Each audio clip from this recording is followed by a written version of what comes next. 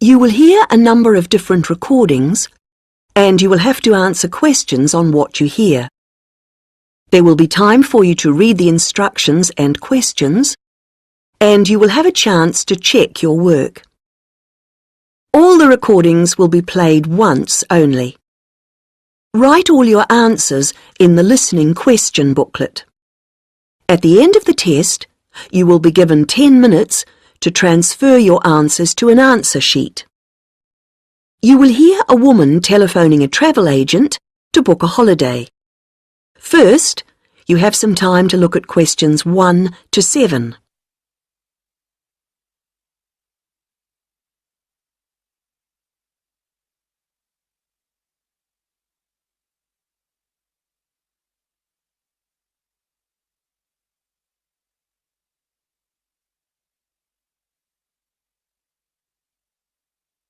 You should answer the questions as you listen, because you will not hear the recording a second time. Listen carefully to the first part of the conversation and answer questions 1 to 7. Hello, you're through to Go Travel. This is Darren speaking. How may I help you today? Hello, I'm calling to book a holiday. Great. May I take your name, please? Yes, it's Greaves, Anna Greaves. Is that G-R-E... No, Grieves,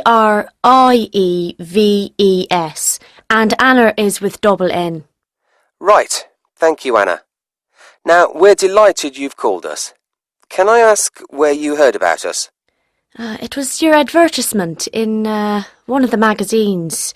Was it Holiday World? Oh, yes, that's the one. Good, thank you. It's useful to know. Of course. And did you have a particular holiday in mind, or was it a general inquiry? I think I've chosen. I like the look of the one with the code FT4551. The right destination and the prices seem reasonable. Right. Now, was it for yourself only, or...? Oh no, I want to go with a couple of friends, so there'd be 3 of us going. OK. Now, there's a choice of dates, as you know. Yes, I think, well, we've got to be back by the end of August, so if we say going on August the 16th, that would work fine. No problem. And you can also choose the length of your holiday. There's, let's see, 7, 11 or 14 nights. We thought the middle one would be great. Longer would be nice, of course, but... Maybe next year. Yes. And you do need to have insurance. Uh-huh. With 3 levels, Standard, Super and Super Plus. Standard seems a bit basic. Let's say Super. That should be sufficient. Fine. Before you hear the rest of the conversation, you have some time to look at questions 8 to 10.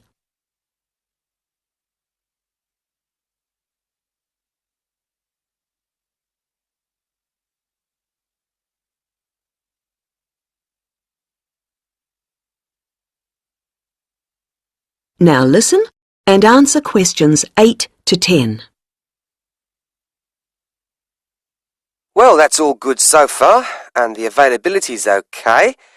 Have you looked through the list of options? They're in the advertisement. I have, and I've got the list here. Some of them do seem a good idea. Which ones would you like to take? In terms of the hotel, the offer of picnic lunches, we'd leave that. We'd rather go to cafes. I think a balcony for the room is a must. It's so nice to sit out, enjoying the view. Oh, yes. And then the trips. I think we'll pass on the night bus one. I never really enjoy the commentaries. And museums aren't really my sort of thing, to be honest, any more than dances. Uh-huh. But I like practical things, so I think the demonstration of local arts could be fun. Yes, I would think so. And then in terms of getting out of town, going up the river on a boat sounds delightful, and I wouldn't want to miss that. But the mountains, well, sitting in a coach on those winding roads. I understand. OK, well, that's all I need for the booking at this point. Just a few details for you, and then we'll check the payment. That is the end of part 1. You now have half a minute to check your answers.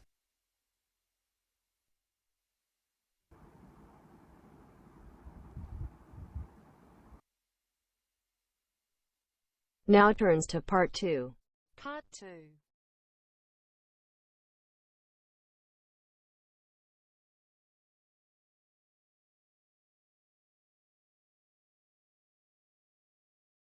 You will hear a talk about Run Well, a charity that raises money by organising running races.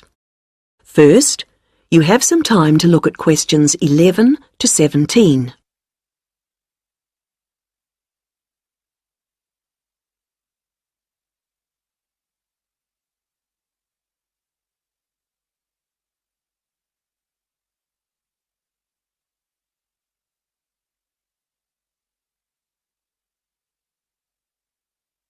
Now listen to the first part of the talk and answer questions 11 to 17.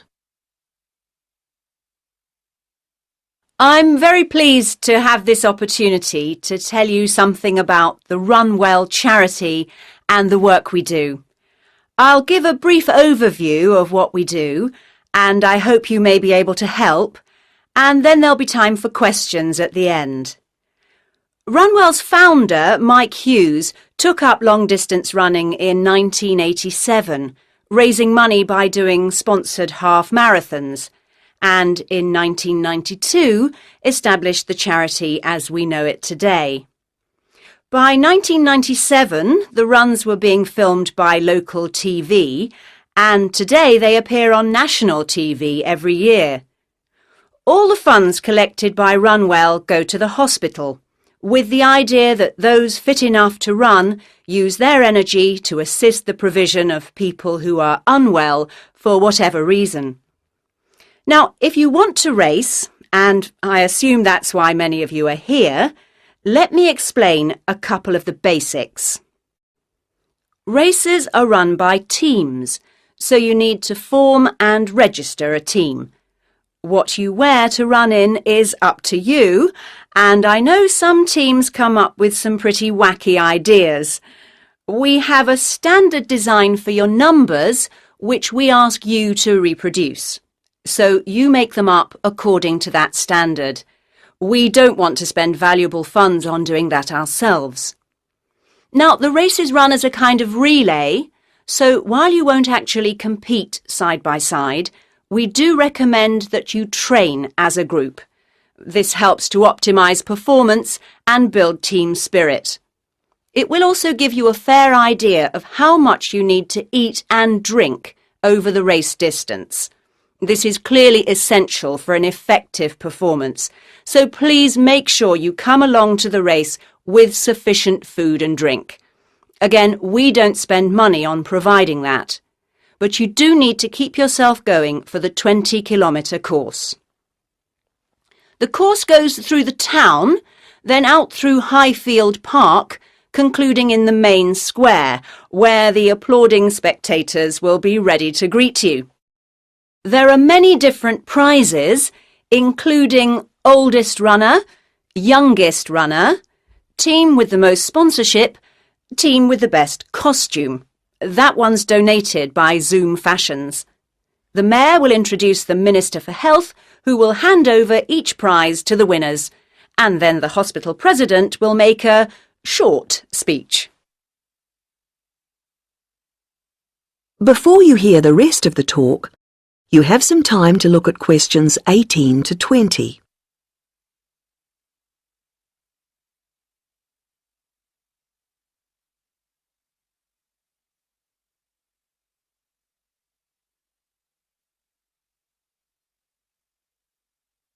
Now listen and answer questions 18 to 20. OK, that's the big race. But I know there are many people who don't feel they are up to running a 20-kilometre race, but who would nevertheless like to raise money for Run Well. Over the years, we've had experience of many ways of trying to collect money, some very successful, others less so. Now, of course, 20 kilometres is too far for children to run. But there was a sponsored swimming event at the local school last year, and that did very well. People have also tried to organise food-based events, such as selling homemade cakes and bread and so on at the market.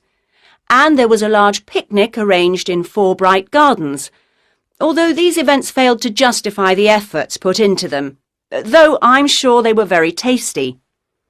These days, so many people are out at work all day that going from house to collect money isn't very effective. But it is possible to raise useful funds by selling small promotional items, such as badges with the Run Well motif on them.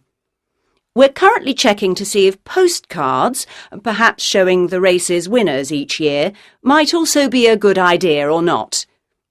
We do appreciate the efforts that have gone into selling second-hand goods, but to be honest, the returns have not been very high on this. One very dedicated group organised a team quiz recently, which went very well, and it would be good to see more such activities. There's also been talk of a concert, but we'll have to see how plans for that progress. Now, are there any questions at this stage?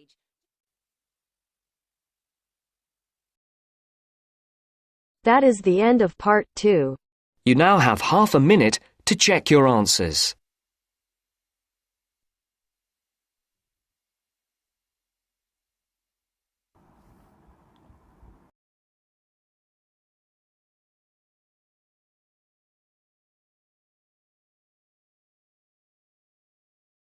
Now turns to part 3. Part 3. You will hear 3 linguistics students, Joe, Martin and Angela, discussing the presentation that Joe is giving soon as part of his course. First, you have some time to look at questions 21 to 26.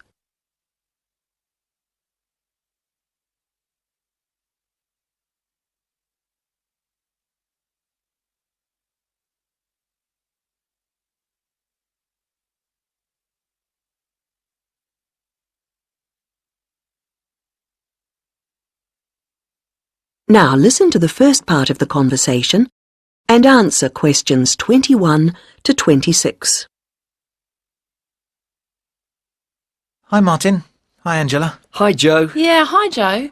So you're really worried about your presentation? The one about names? I am. Well, you know your stuff on names pretty well, so it's just a question of selecting what you want to use. That's right. But there's so much. Well, you don't have to include everything. Let's start somewhere. Well, for example, there's a lot to discuss about people's names in terms of culture. It would be a good way to start, bringing in issues of religion, society. I thought so. As long as you can keep it concise, since it's potentially a large area. I'll pick out some key points. Good. Now, that will tend to be about differences. What about something on ways in which naming practices are often similar across different languages? That sounds good. I'm not sure how much I could say that's really about just names and not really general language. Maybe you need to give that some more thought. Yes, I'm not ruling it out. Well, what about what first names mean? That's got to be specific to languages or language groups. Yes, there are all sorts of different principles at work. It's a rich area for discussion. And you can present lots of examples. It would mean a good slide or two. I'll enjoy making those up. Don't forget to put our names in. No, OK. Right, where have we got up to? Yes, now, there's the question of place names. Ones where the name of the place is the word for the situation, like something to do with sea or mountain, etc. Yes, people often don't realise the origin. It sounds like it's just a translation issue to me. Don't you think you might give that a miss? Given the time limit, perhaps you're right. You need something on place names. Could you get history in? Actually, the way migrants often used to name places after somewhere in their country of origin is interesting. Sounds a bit narrow to me. Well, I'd hope to build it up a bit. Perhaps you should make a final decision on that later. OK, I'll see how the rest of it goes first. Is that the lot? No, there's still country names, the origins of those. I think that's an interesting area. Yeah, because it's something we often don't think about. It'd be a way to bring in various aspects. History, certainly. I could project a map of the world and have people match the original meanings to the countries. Well, that seems to be a foregone conclusion. Fine. Yes, I'm feeling clearer already. Now you have some time to look at questions 27 to 30.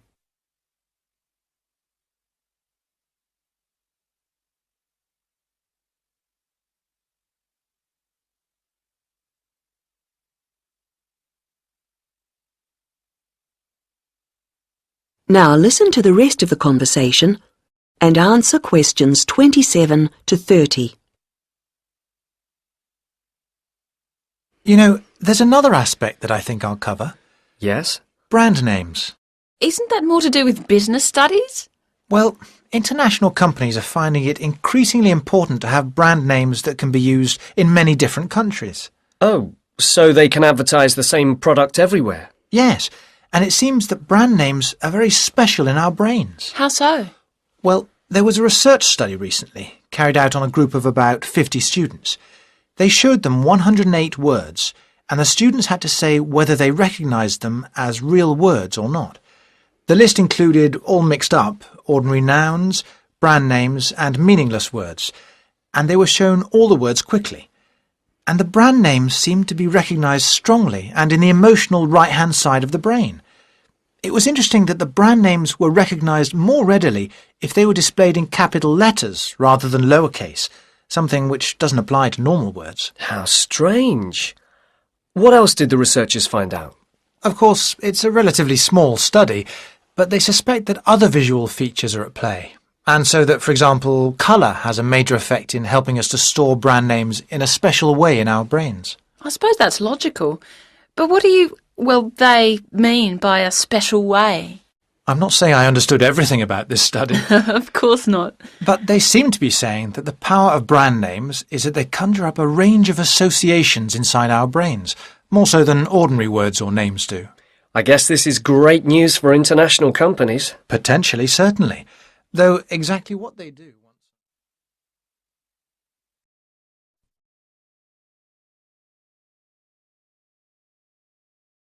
That is the end of part 3. You now have half a minute to check your answers.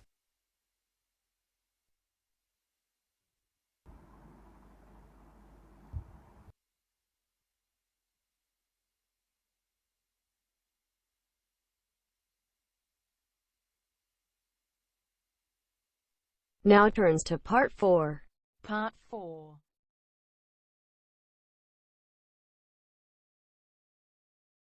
You will hear part of a lecture about balloons and airships. First, you have some time to look at questions 31 to 40.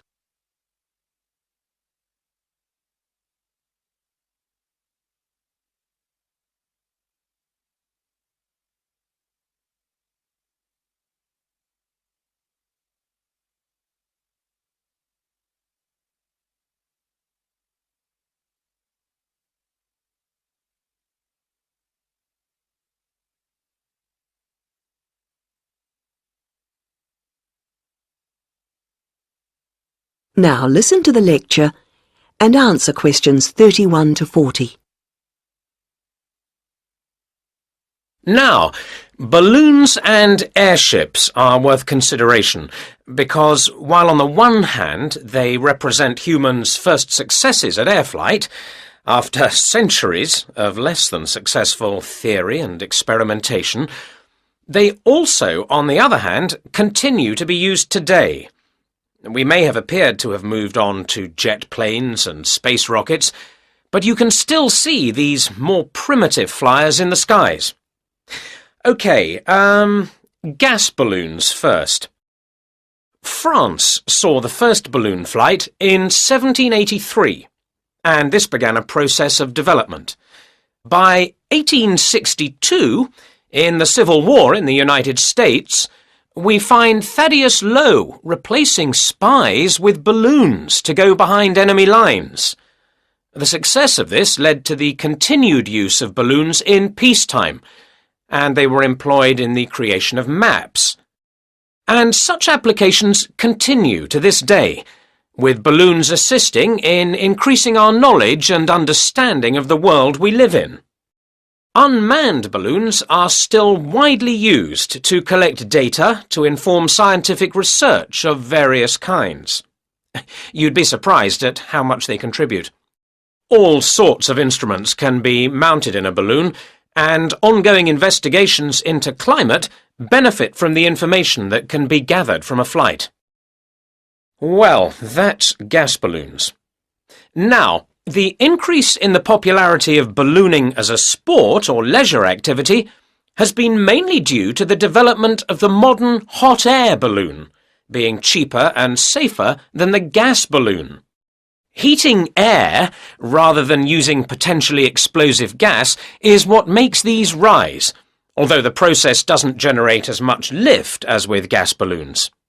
But this is a small price to pay for its other benefits, and this type of balloon is no doubt here to stay.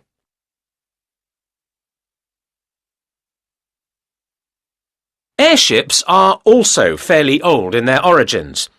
The idea for a balloon that could be powered and steered was first published in France in 1784, although 1852 was the date of the first successful airship flight. The first airships, like the first aircraft, didn't provide any weather protection for their crew, so it must have been rather uncomfortable up there. But designs continued to develop in sophistication. It was realized that the ships would drift about if they weren't strengthened, and that to work effectively, they would have to have a framework. Once design started incorporating this, flights became longer and more reliable. Airships were deployed for various uses in the First World War, and once peace returned, designers began to turn their attention to ambitious plans for regular intercontinental flights. However, in the 1930s, this program more or less came to an end. For one thing, the speed and popularity of airliners meant that the airship appeared superseded. They just couldn't compete. And as if that weren't enough in itself, another factor in the decline of the airship was an alarming number of crashes, and this, of course, put people off. Nevertheless, several countries have continued to build smaller airships for various uses, such as naval observation or publicity purposes. In fact, their popularity seems set for a slight revival, and in the past few years there has been renewed attention paid to the possibility of using them to transport cargo. Who knows? Maybe the 21st century will be the age of the airship. Now, if you look at your handouts, you'll see that I've included some information. That is the end of part 4. You now have half a minute to check your answers.